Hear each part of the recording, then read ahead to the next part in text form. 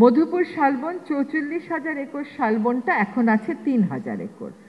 এটা দীর্ঘদিন আমি কোর্টে আইনি লড়াই করেছিলাম, তারপরে কতগুলো ডিরেকশন সরকারের উপর এসছে। আপনারা জেনে খুশি হবেন, মে মাসের 22 তারিখে আমি মধুপুরে যাব। সেখানে ইউক্যালিপটাস গাছ 150 একর থেকে সরিয়ে 150 একরে শালবন লাগিয়ে দেওয়ার কাজটা শুরু করব। এবং মধুপুর শালবনের একটা ময়ূর ছিল, যেটা আগে প্রকৃতিতে ছিল, এখন ময়ূর খালি আপনারা জুতে আর সাফারি পার্কে দেখবেন।